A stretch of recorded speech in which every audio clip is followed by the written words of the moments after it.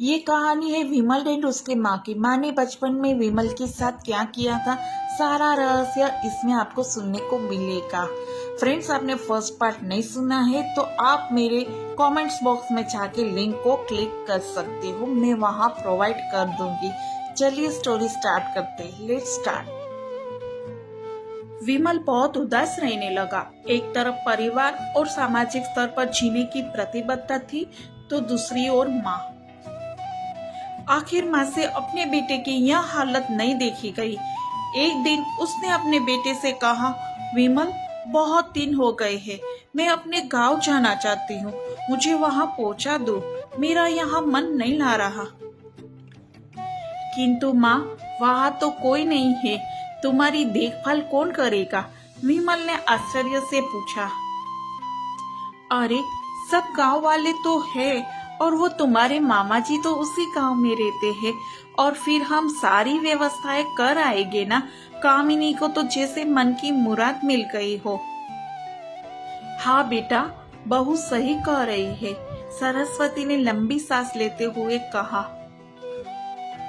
विमल जानता था कि गांव में माँ की देखभाल करने वाला कोई नहीं है, लेकिन अपनी पत्नी की जीत के कारण वह अपनी माँ को गांव छोड़ने पर विवश हो गया। माँ को गांव छोड़कर आते वक्त उसे रोना आ रहा था तथा अपनी बेबसी पर गुस्सा भी आ रहा था, किंतु परिवार, पत्नी और समाज ने उसके इन मनोभाव को दबा दिया और वो सुकून सा महसूस करने लगा। कुछ दिनों के बाद उसके चाचा, जो अमेरिका में रहते थे, आने वाले थे। जब विमल बहुत छोटा था, उसके पिता जीवित थे, तब वो भारत आए थे, और उसके बाद वो अब भारत आने वाले थे।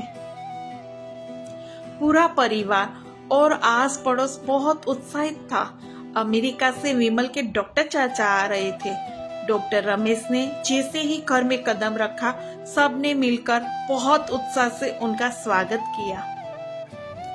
क्यों विमल, भाभी नहीं दिख रही, कहाँ है? डॉक्टर रमेश ने उत्सुकता पूर्वक पूछा। जी, वो गांव में रहती है, यहाँ उनका मन नहीं लगा, कामिनी ने सपाट लहजे में उत्तर दिया। डॉक्टर रमेश ने विमल की ओर देखा तो विमल ने अपनी आंखें झुका ली। डॉक्टर रमेश सब समझ गए। बोले, कल हम भाभी से मिलने गांव चलेंगे, सब लोग।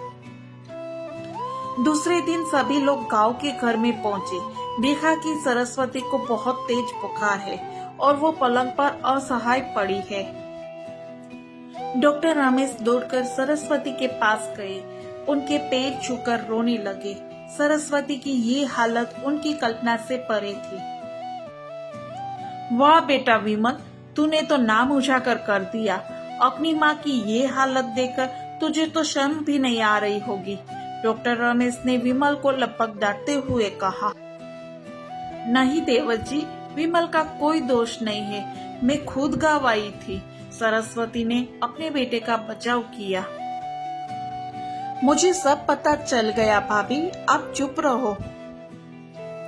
क्यों बहू, तुम्हें अपनी सास की कुरूपता पसंद नहीं है?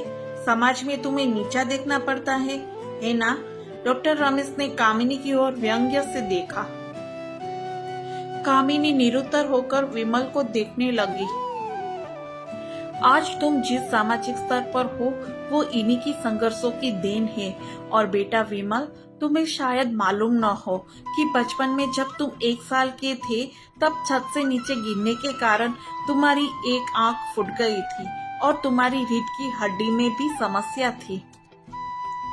तब तुम्हारी इस कुरूप माँ ने अपनी एक आंख और अपना बोन मेरो तुम्हें देकर इतना सुंदर स्वरूप दिया था।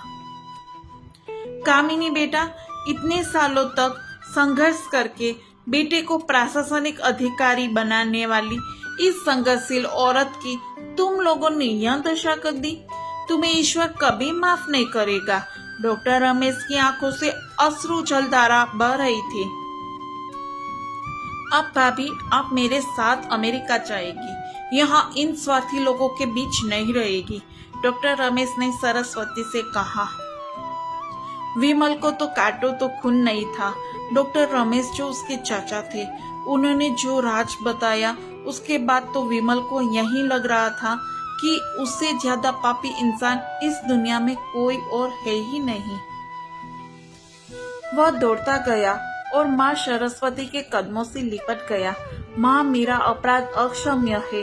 मैं जानबूझकर चुप्पी साधे रहा, आपका अपमान करवाता रहा। अब सिर्फ आप ही उस घर में मेरे साथ रहेगी और कोई नहीं। विमल ने आग्नेय दृष्टि से अपनी पत्नी और बच्चों को देखा। कामिनी को भी बहुत पश्चाताप हो रहा था, किंतु उसकी हिम्मत नहीं हो रही थी कि वो सरस्वती से आंख मिलाए।